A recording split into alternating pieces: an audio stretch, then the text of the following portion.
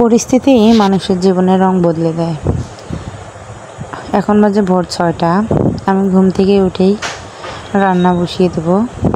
Gas চুলা চালু করে দেখি গ্যাস নেই। কয়েকবার চেষ্টা করলাম, ভাবলাম যে হয়তো বা এমনিই জ্বলতেছে না, কিন্তু না, সত্যি সত্যি গ্যাস নেই। এই যে আমি পিছন সাইডে যে বারান্দাটা করে নিয়েছি, সেখানে মাটির চুলা বসিয়ে লাকড়ি দিয়ে রান্না করব ভেবে, কিন্তু এখনও আমার সেটা কমপ্লিট হয়নি, বা আমি এখনও মাটির চুলা বসাইনি। তার আগেই আমার গ্যাস শেষ হয়ে গেল।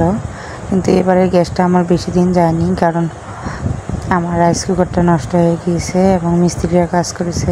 ওদের জন্য ভাত ডাল তরি তরকারি রান্না করতে করতে আমার 1 মাসেরও কম গ্যাস শেষ হয়ে গিয়েছে।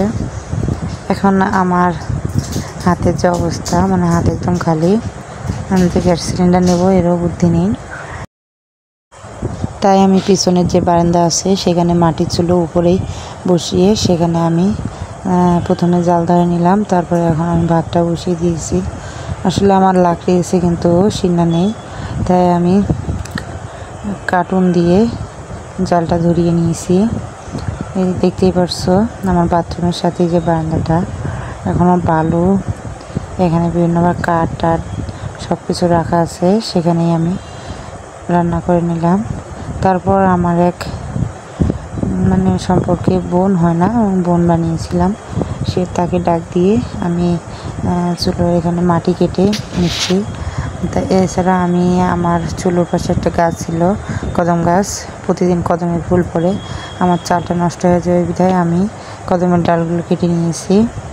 ও মাটি কেটে চুলো বসিয়ে দিল। এখন আমার নানি এই চুলো লেপে দিচ্ছে সিমেন্ট দিয়ে। আসলে এখানে বালুর মধ্যে আমি চুলোটা বসিয়ে নিলাম, তাই ভিতরে সিমেন্ট দিয়ে লেপে দিলে তাই বালুগুলো আর খুলে খুলে পড়বে না। এর জন্য নানি শক্ত করে বেশি করে সিমেন্ট নিয়ে লেপে দিচ্ছে।